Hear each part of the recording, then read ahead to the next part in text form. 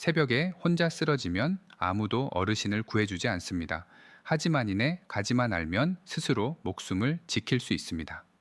여러분, 제가 오늘 아주 긴급한 이야기를 하나 하려고 합니다.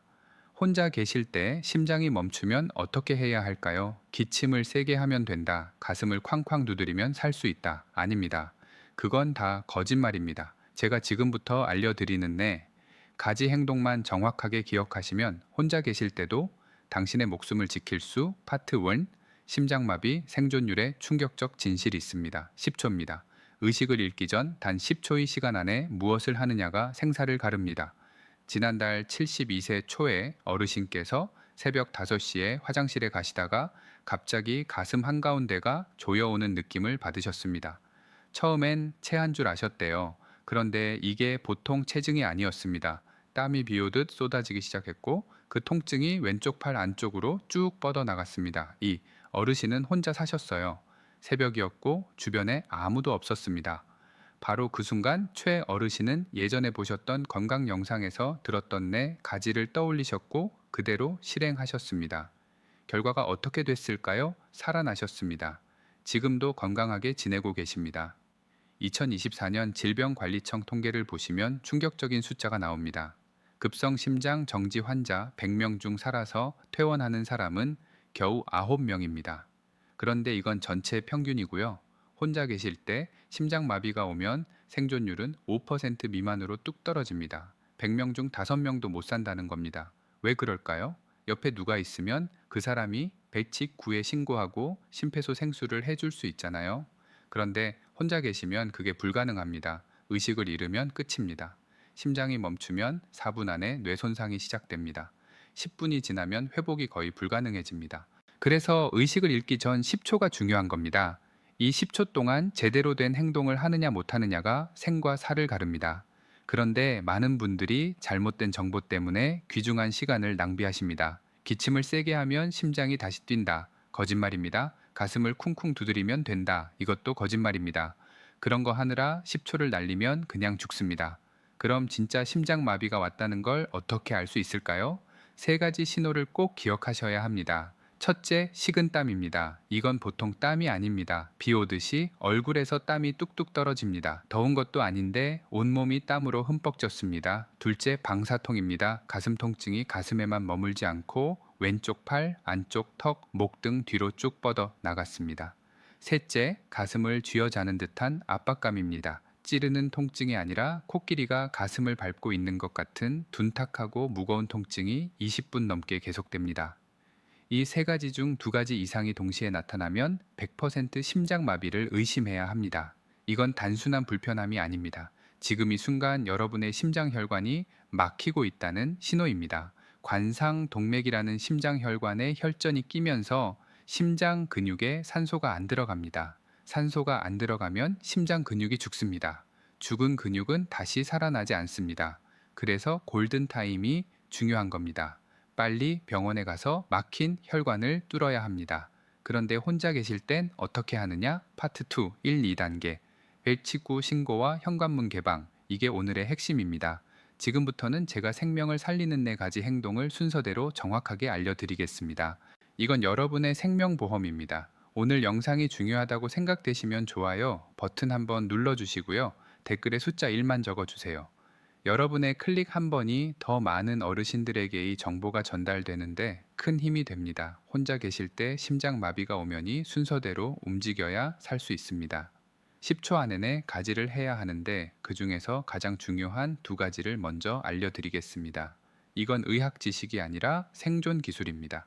첫 번째, 즉시 119에 전화하십시오. 기침을 하지 마십시오. 가슴을 두드리지 마십시오. 그냥 바로 119입니다.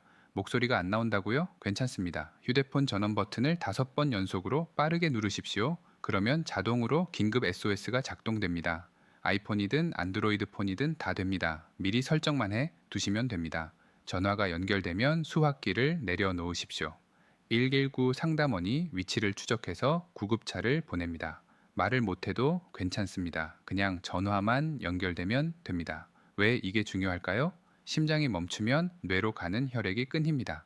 뇌에 산소가 안 들어가면 10초에서 30초 사이에 의식을 잃습니다. 의식을 잃으면 여러분은 아무것도 할 수 없습니다. 그래서 의식이 있을 때, 그러니까 지금 당장 119에 전화하는 게 1순위입니다. 많은 분들이 이렇게 생각하세요. 기침을 세게 하면 심장이 다시 뛴다고요. 가슴을 쿵쿵 두드리면 피가 돈다고요. 이거 다 인터넷에 떠도는 가짜 정보입니다. 대한심장학회에서도 공식적으로 이건 효과 없다고 발표했습니다. 기침하느라 10초를 날리면 그 10초 안에 의식을 잃습니다. 그러면 끝입니다. 실제로 미국 심장협회의 연구를 보면 심장마비 환자가 기침으로 소생한 사례는 단 한 건도 없습니다. 왜냐하면 기침은 의식이 있을 때나 할 수 있거든요. 심장이 멈추면 바로 의식을 잃기 때문에 기침 자체가 불가능합니다. 그런데도 많은 분들이 거짓 정보를 믿고 귀중한 시간을 낭비하십니다. 제발 속지 마십시오. 119 먼저입니다. 두 번째, 현관문을 여십시오. 집 안에 계시면, 현관문을 방 안에 계시면 방문을 활짝 열어두십시오. 이게 왜 중요한지 아십니까? 1구급 대원이 도착했는데 문이 잠겨 있으면 문을 부수는 데만 5분에서 10분이 걸립니다. 아파트 철문이면 더 오래 걸립니다. 그 5분이 생사를 가릅니다. 심장이 멈춘 후 4분이 지나면 뇌 손상이 시작됩니다. 10분이 지나면 뇌가 회복 불가능한 손상을 입습니다. 그래서 구급 대원이 빨리 들어올 수 있게 문을 열어두는 게 2순위입니다. 여기서 중요한 게 하나 더 있습니다. 문을 열고 나서 다시 쓰러질 자리로 가지 마십시오. 문 바로 옆에 현관 근처에 주저앉으십시오. 왜 그럴까요? 구급대원이 들어왔을 때 여러분을 바로 발견할 수 있어야 하거든요. 안방 침대 위에 쓰러져 계시면 구급대원이 집안을 다 뒤져야 합니다. 화장실에 쓰러져 계시면 찾는데 또 시간이 걸립니다. 현관 바로 옆에 계시면 문 열고 들어오자마자 바로 심폐소생술을 시작할 수 있습니다. 이 파트 3, 3, 4단계 아스피린과 올바른 자세 몇 초가 여러분의 뇌를 살립니다. 실제로 2024년 소방청 통계를 보면 구급대원이 현장에 도착하는 평균 시간이 7분에서 8분입니다. 여기에 문부수는 시간 5분을 더하면 12분에서 13분이 걸립니다. 12분이면 이미 뇌손상이 진행된 상태입니다. 그런데 문을 미리 열어두시면 7분에서 8분 만에 치료를 시작할 수 있습니다. 이 4분에서 5분 차이가 장애 없이 회복하느냐, 평생 장애를 안고 사느냐를 결정합니다. 앞서 말씀드린 72세 초에 어르신도 바로 이 두 가지를 하셨습니다. 새벽에 가슴 통증이 왔을 때 바로 109에 전화하시고 현관문을 활짝 열어두신 다음 현관 바로 옆 거실 소파에 앉아 계셨습니다. 구급 대원이 6분 만에 도착했고 문 열고 들어오자마자 최 어르신을 발견해서 바로 응급 처치를 시작했습니다. 병원까지 이송하는 동안에도 의식을 유지하셨고 병원에서 혈관을 뚫는 시술을 받으신 후 완전히 회복하셨습니다. 만약 초의 어르신이 기침을 하느라 시간을 낭비했거나 문을 잠근 채로 안방 침대에 누워 계셨다면 지금 이 자리에 안 계셨을 겁니다. 여러분이 두 가지만 꼭 기억하십시오. 첫째 1119 즉시 신고, 둘째 현관문 개방 덧띠 두 가지가 생명줄입니다. 오늘 영상이 도움이 되신다면 지금 바로 가족들, 친구들, 특히 혼자 사시는 어르신들께 이 영상을 공유해 주십시오. 여러분의 공유 한 번이 누군가의 생명을 살릴 수 있습니다. 자, 이제 나머지 두 가지를 알려드리겠습니다. 119에 신고했습니다. 현관문도 열어뒀습니다. 이제 뭘 해야 할까요? 구급차가 오기까지 7분에서 8분이 남았습니다. 이 시간 동안 가만히 앉아서 죽음을 기다려야 할까요? 아닙니다. 지금부터 두 가지를 더하시면 생존 확률이 2배 이상 올라갑니다. 세 번째, 아스피린을 씹어 드십시오. 집에 아스피린 있으십니까? 없으시면 지금 당장 약국에 가서 사오십시오. 500ml짜리 한 통이면 됩니다. 감기약 사듯이 그냥 사시면 됩니다. 심장 마비가 왔을 때 아스피린 한 알을 씹어서 드시면 혈전이 더 이상 커지는 걸 막을 수 있습니다. 여기서 중요한 건 반드시 씹어 드셔야 한다는 겁니다. 물과 함께 꿀꺽 삼키시면 안 됩니다. 왜 그럴까요? 아스피린을 그냥 삼키면 위장에서 녹아서 혈액으로 흡수되는데 30분에서 40분이 걸립니다. 30분이면 너무 늦습니다. 그런데 씹어서 드시면 입안 점막을 통해 혈액으로 바로 흡수됩니다. 5분에서 10분이면 효과가 나타나기 시작합니다. 이 20분에서 30분 차이가 심장 근육을 살립니다. 미국 심장학회 연구를 보면 심장 마비 초기에 아스피린을 씹어 먹은 환자가 안 먹은 환자보다 사망률이 23% 낮았습니다. 네, 명중 한 명을 더 살릴 수 있다는 겁니다. 아스피린이 어떻게 작용하느냐? 심장마비는 관상동맥에 혈전이 끼면서 생깁니다. 혈전이라는 건 피떡입니다. 이 피떡이 혈관을 막으면 심장 근육에 산소가 안 들어갑니다. 아스피린은 피가 엉기는 걸 막습니다. 혈소판이라는 피 성분이 서로 달라붙지 못하게 합니다. 그래서 이미 생긴 혈전이 더 커지는 걸 막고 새로운 혈전이 생기는 것도 방지합니다. 병원에 도착하기 전까지 심장 근육을 최대한 살려두는 겁니다. 용량은 얼마나 드셔야 할까요? 300ml에서 500ml이면 됩니다. 약국에서 파는 일반 아스피린이 500ml입니다. 한 알 드시면 됩니다. 어린이용 아스피린 100ml은 너무 적습니다. 효과가 없습니다. 반드시 성인용으로 드십시오. 그런데 여기서 주의하실 게 있습니다. 아스피린 알레르기가 있으시거나 위궤양이 있으시거나 뇌출혈 병력이 있으신 분은 아스피린을 드시면 안파트 4 실천 루틴과 자주 묻는 질문 됩니다. 출혈이 더 심해질 수 있습니다. 그런 분들은 아스피린 단계는 건너뛰시고 바로 4단계로 가십시오. 네 번째, 편안한 자세로 앉으십시오. 바닥에 눕지 마십시오. 벽에 등을 기대고 반쯤 앉은 자세를 취하십시오. 의자가 있으면 의자에 앉으시고 없으면 벽에 등을 대고 앉으십시오. 상체를 45도 정도 세우는 겁니다. 완전히 눕지도 말고 완전히 서 있지도 마십시오. 반쯤 앉은 자세가 심장에 가장 부담이 적습니다. 왜 이 자세가 중요할까요? 완전히 누우면 다리에 있던 피가 심장으로 몰려옵니다. 지금 심장은 혈관이 막혀서 제대로 일을 못하는 상태입니다. 여기에 피가 더 몰려오면 심장이 감당을 못합니다. 심장이 터질 수도 있습니다. 반대로 완전히 서 있으면 심장이 피를 온몸으로 보내기 위해 더 세게 뛰어야 합니다. 이것도 심장에 무리를 줍니다. 반쯤 앉은 자세가 딱 중간입니다. 심장으로 돌아오는 피의 양을 적당히 줄여주고 동시에 폐가 숨쉬기도 편합니다. 여기서 한 가지 더 넥타이를 메고 계시면 풀으십시오. 벨트도 풀으십시오. 조끼도 뻗으십시오. 목과 가슴, 배를 조이는 건 다 풀어주십시오. 혈액 순환을 방해하는 것들을 제거하는 겁니다. 특히 목을 조이는 넥타이는 뇌로 가는 혈류를 막습니다. 지금은 뇌에 산소를 최대한 많이 보내야 할 때입니다. 넥타이 하나 때문에 뇌 손상이 올 수 있습니다. 자, 정리하겠습니다. 세 번째, 아스피린 500ml 하나를 씹어서 드십시오. 네 번째, 벽에 기대어 반쯤 앉은 자세를 취하시고 넥타이와 벨트를 푸십시오. 이내 가지를 10초 안에 하시면 됩니다. 119 신고 2초, 현관문 열기 3초, 아스피린 건에서 얇기 3초, 벽에 기대 앉기 2초 연습해 보십시오. 실제로 해보시면 10초 안에 다 할 수 있습니다. 그런데 많은 분들이 이렇게 물어보십니다. 심장이 아픈 건지, 체한 건지, 소화 불량인 건지 어떻게 구분하느냐고요? 이거 정말 중요합니다. 잘못 판단하면 진짜 심장마비인데도 그냥 넘어갈 수 있거든요. 제가 구별법을 알려드리겠습니다.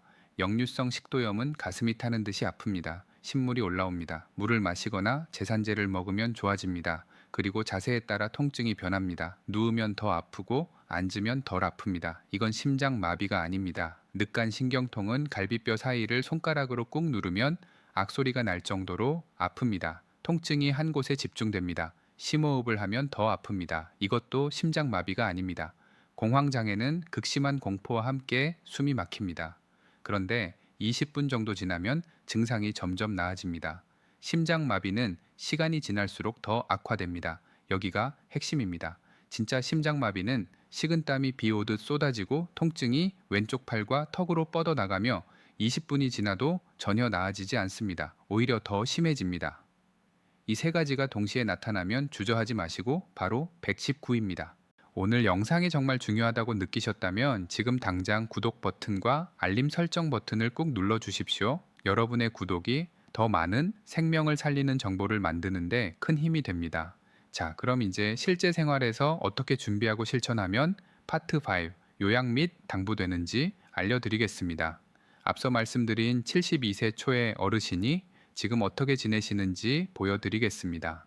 이분은 심장마비에서 살아나신 후 매일 이렇게 생활하십니다. 아침에 일어나시면 제일 먼저 침대 옆 탁자를 확인하십니다. 휴대폰이 충전되어 있는지, 아스피린 500mg 손 닿는 곳에 있는지 체크합니다. 화장실 갈 때는 반드시 휴대폰을 주머니에 넣고 가십니다. 새벽에 화장실 가다가 쓰러지는 경우가 제일 많거든요. 현관문 비밀번호는 가족들과 이웃에게 미리 알려뒀습니다. 혹시 모를 상황에 대비한 겁니다. 식사는 하루 세끼 규칙적으로 하시는데 특히 새벽 공복에 갑자기 일어나는 걸 피하십니다. 자다가 화장실 가실 때도 침대에서 바로 벌떡 일어나지 않고 30초 정도 침대 가장자리에 앉아 계시다가 천천히 일어나십니다. 급격한 자세 변화가 혈압을 흔들고 심장에 무리를 주거든요. 외출할 때는 항상 아스피린 하나를 지갑에 넣고 다니십니다. 집에만 있는 게 아니니까요.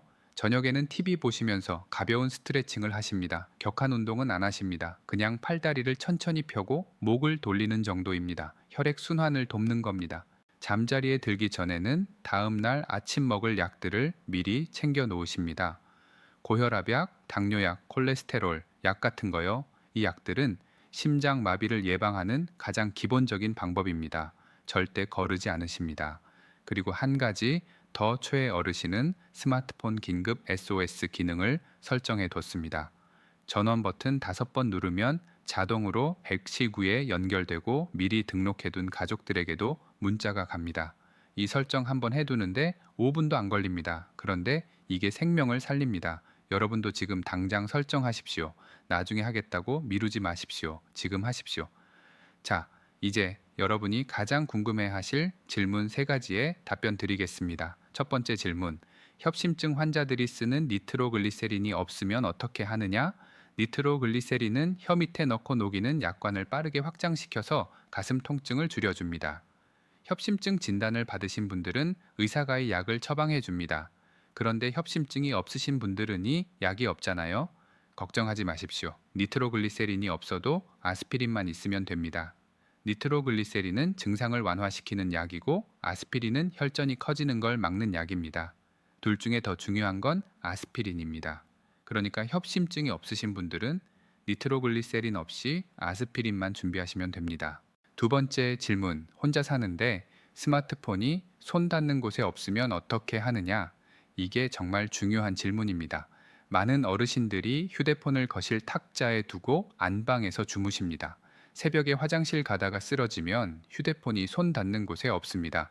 해결책은 간단합니다. 휴대폰을 항상 몸에 지니십시오. 침대 옆에 두시든 잠옷 주머니에 넣으시든 목에 걸 수 있는 휴대폰 케이스를 사용하시든 어떻게든 항상 손 닿는 곳에 두십시오. 화장실 갈 때도 반드시 가져가십시오.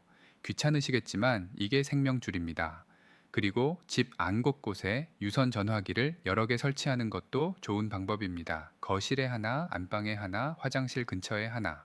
요즘 유선 전화 쓰는 사람이 없다고요? 바로 이럴 때 필요합니다. 세 번째 질문, 아스피린을 평소에 매일 먹어도 되느냐? 이건 조심하셔야 합니다.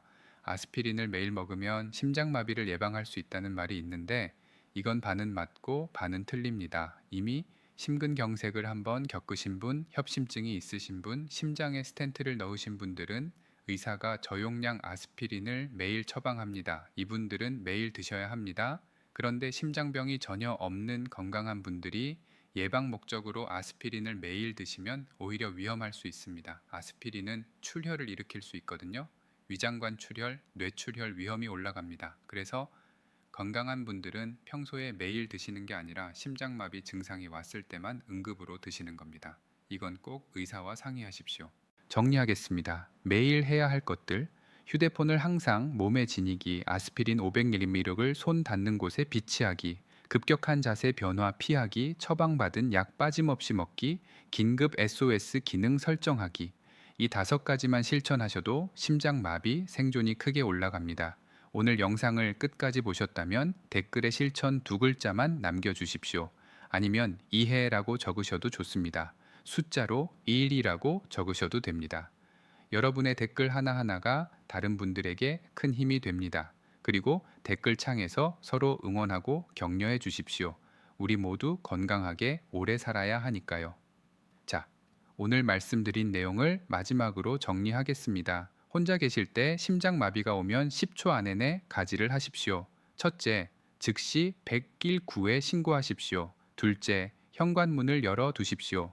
셋째, 아스피린 500mg을 씹어 드십시오. 넷째, 벽에 기대어 반쯤 앉은 자세를 취하십시오. 이 4가지가 여러분의 생명을 지킵니다. 최애 어르신 기억하십니까? 새벽에 혼자 계시다가 심장마비가 왔던 그분 말입니다. 지금도 건강하게 잘 지내고 계십니다. 3개월마다 정기 검진 받으러 오시는데 혈압도 잘 조절되고 심장도 튼튼하게 뛰고 있습니다. 최어르신이 살아나신 이유는 운이 아닙니다. 정확한 지식을 갖고 계셨고 그 순간에 올바른 행동을 하셨기 때문입니다. 여러분, 오늘 배운 내용을 그냥 아는 것으로 끝내지 마십시오. 지금 당장 휴대폰 긴급 SOS 설정하십시오. 약국 가서 아스피린 500mg 한 통 사오십시오. 침대 옆 거실 탁자에 비치해 두십시오. 이 작은 준비가 여러분의 생명을 살립니다. 그리고 꼭 가족들에게도 알려주십시오. 혼자 사시는 부모님, 형제, 자매, 친구들에게 이 영상을 공유해 주십시오.